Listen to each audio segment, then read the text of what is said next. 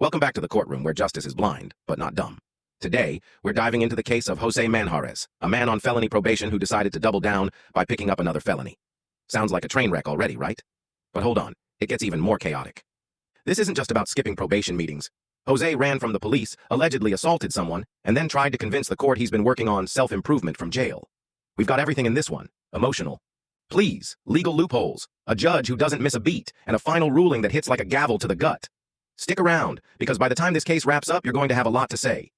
Would you give this guy another chance? Or is 6 years just the beginning of what he deserves? Let's find out. But what you've come to me with is you're on felony probation and you picked up another felony. So I'm not going to grant your application.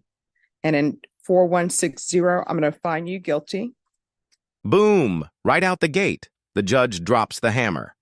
I'm not going to grant your application, I'm going to find you guilty. That's it. No fluff, no warm-up. When you're on felony probation and catch another felony, your odds go from slim to none. The judge's tone here is key. It tells us she's seen this rodeo before. This isn't just disappointment. It's a pattern with Manhares.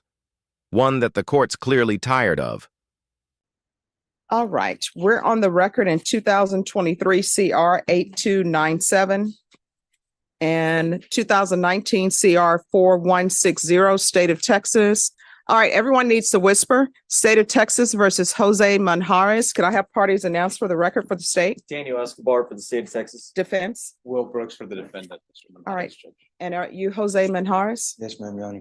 All right. And the cause number ended in 4160. You entered a plea of true to violations 1 and 15G. The court found 1 and 15G true. And then there was a plea in the evading arrest detention, cause number in 8297. And you apply for deferred adjudication in the case, and the court asked that this be brought back so the court could review a couple of things and make a determination on whether or not the court will grant the motion. Is there anything you would like to say? The defense is walking a tightrope here. He's trying to humanize Jose by admitting he failed, but also arguing that Jose's personal issues were never addressed. He even tosses in the old, "Hey, if I had a warrant, I'd run too," defense. Risky move. But the twist here, DDRF, a treatment program, might now be willing to take him. This is a crucial turning point. Should we be throwing this guy into prison or giving him tools to change? On behalf of your client? Yes, Judge, if I may. It'd be pretty simple to just revoke him and send him to prison. He didn't report, didn't do what he was supposed to do, picked up a new evading. Consequently, if I had an arrest warrant, I would probably flee from the police myself. Not that that excuses it, Judge. I will say that I don't know that his personal issues have ever been addressed in previous case history. He was screened for, and I believe recommended for DDRF. Initially, it was the thought that he would be disqualified because of the offense, but I was told this morning that they would in fact accept him into that program.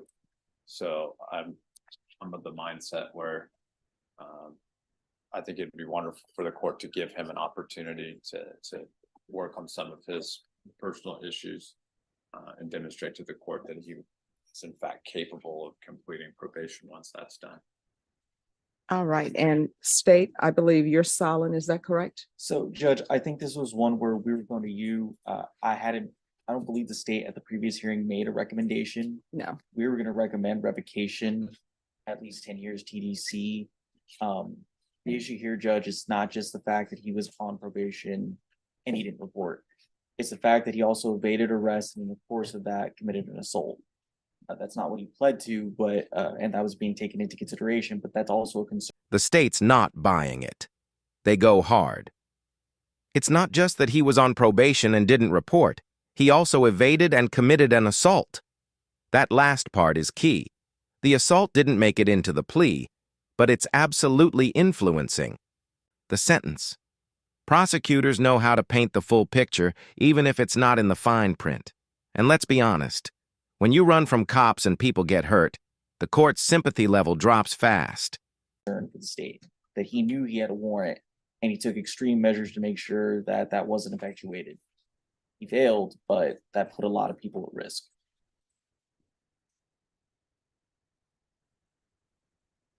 I mean, that's the court's concern. Probation, what are you recommending? Sorry.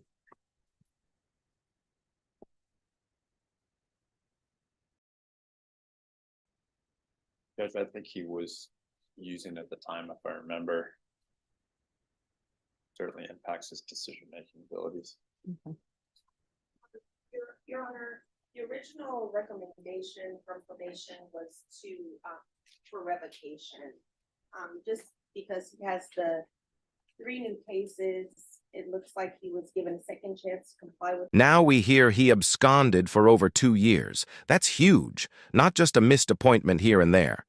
He vanished for 2 years. This isn't just someone struggling with probation.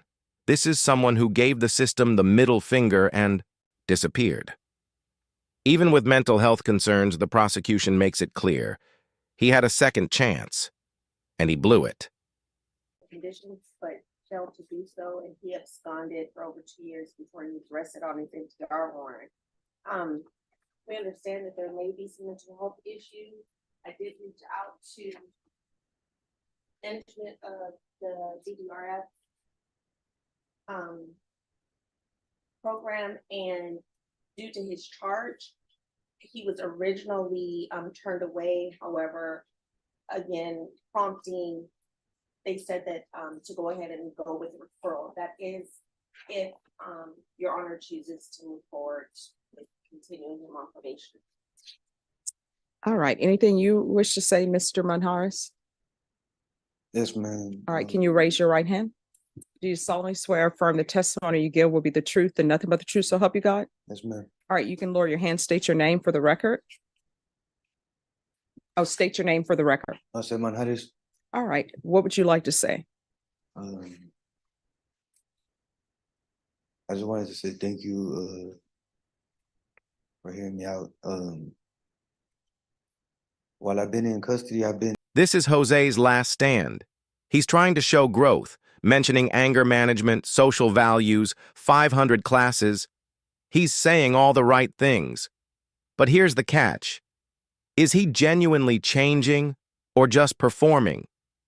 Jailhouse reform is real for some. For others, it's a Hail Mary play before sentencing. What do you think? Do these programs mean he deserves a break, or is it too little, too late?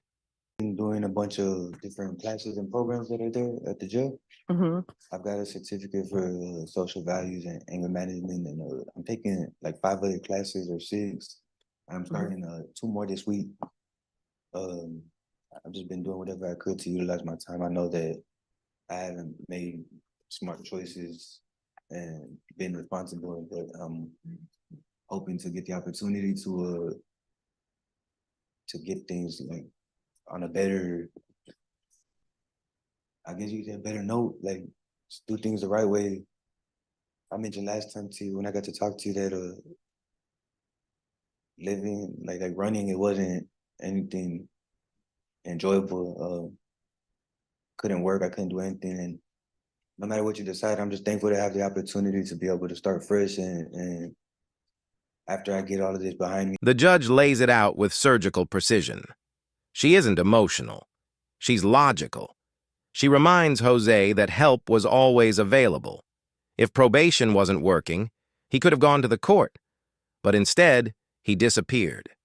Again, judges want people to succeed on probation. It saves the system time and money. But when defendants go ghost, the court loses its patience, and fast. We have the shot at getting everything right. Okay. All right. So, Mr. Manhares, here's the issue with the court, and this is a problem. And I do look at people as individuals and look at their cases. So I understand the issue with the DDRF, but based upon what you're telling me and based upon the reports I've read, you knew you had to report and you didn't. And this is not your first motion to revoke that's been filed against you. You had a previous one, and I think that was for not reporting. And I know that I always tell people who are placed on probation in my court, and I wouldn't say always, maybe sometimes I don't, but I know the intent is, and I'm sure I told you at least when there was a motion to revoke, was if there's anything that the court can do to help you, let us know. If there's an issue with probation and you feel like they're not addressing your issues, you can always come to the court and talk to the court about it. The problem is you've been missing for a long time. I know now you're saying, hey, I'm at the jail, I'm getting my life in order, I'm tired of looking over my shoulder. But what you've come to me with is you're on felony probation and you picked up another felony. So I'm not going to grant your application. And in 4160, I'm going to find you guilty. Revoke. There's to be no contact with Gabriela Villarreal and Gilberto Dominguez. Just one moment. There is an affirmative finding of family violence.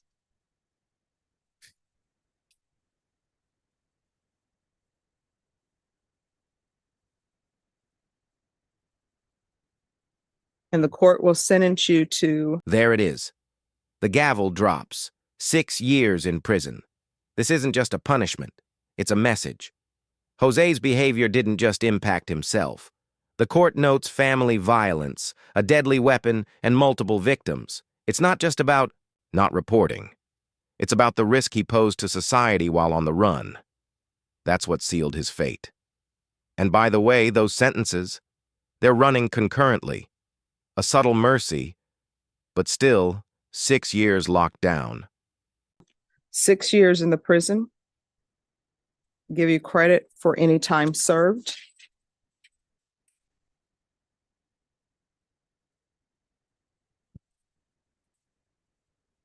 And there's an affirmative finding of a deadly weapon.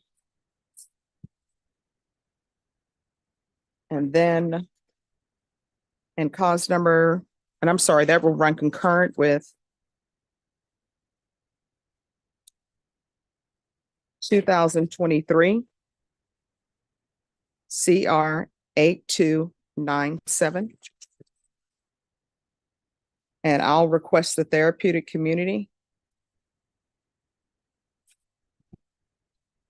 And in cause number 2023 CR 8297, court is going to find you guilty, sentence you to 6 years in the prison, give you credit for any time served. This will run concurrent with 2019 CR 4160. Is there any restitution involved? Judge, I don't think we were able to contact the complaints in that case. Okay. I will do.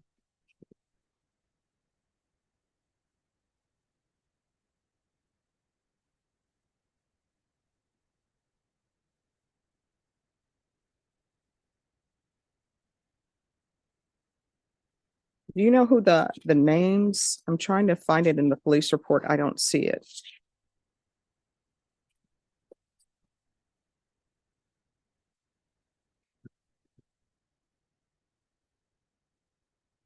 From the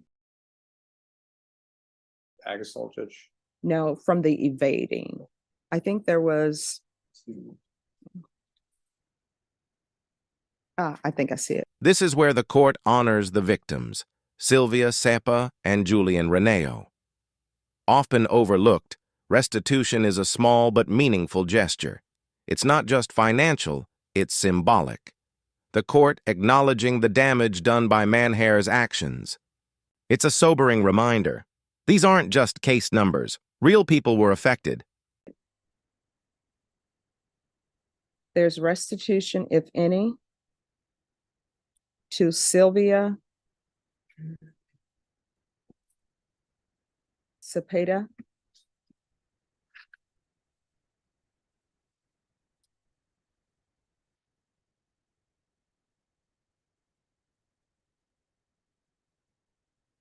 Uh, do you see anyone else? Julian Renee Elizondo. Okay, Julian, Renee, Elizondo.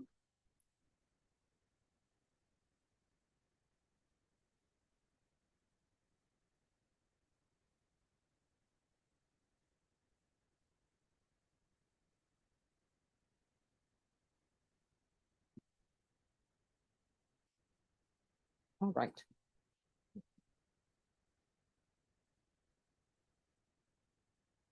All right, and I'll request the therapeutic community, whether they place you in there, is completely up to them. I don't have any jurisdiction to force them to do that.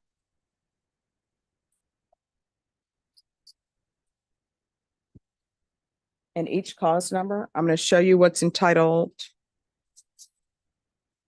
Trial Court Certification of Defendant's Rights to Appeal.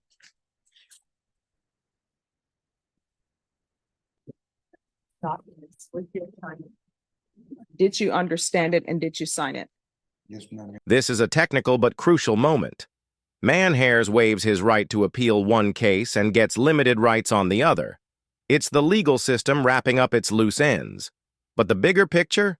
It's the system saying, this is over. You had your shot. The consequences are now final. No takebacks. Your Honor. And cause number 2023 CR 8297, because this is a plea bargain agreement, because I followed your plea bargain agreement, and because you waive your right to appeal, you do not have the court's permission to appeal. Do you understand? Yes, ma'am, Your Honor. And cause number 2019 CR 4160, you do have a limited right to appeal, and that right to appeal is related to the allegations in the motion, not the fact that you are on deferred adjudication. Do you understand? Yes, ma'am, Your Honor. Because these are convictions, felony convictions, and also because cause number 2019 CR 4160, there's an affirmative finding of family violence. You're not allowed to own or possess any weapons or ammunition. If you have a question over what a weapon or ammunition is, you'll need to speak to an attorney. Do you understand? Yes, ma'am, Your Honor. All right, we can go off the record. Mr. Manhares, you're going to have to start making better decisions. I understand that maybe there was a breakdown in communication with regards to whether or not DDRF would accept you, but that does not excuse your not reporting for the amount of time you did and for you evading arrest. Do you understand? Yes, ma'am, Your Honor. The judge gives one last piece of advice. You need to start making better decisions. No lecture, just real talk. This moment hits hard, not just for Manhares, but for anyone watching who's ever screwed up and thought, maybe I can turn it around. She's not vindictive. She's realistic. You can tell she wants him to do better. But the system only gives so many chances. All right, good luck to you. Thank you. You're welcome.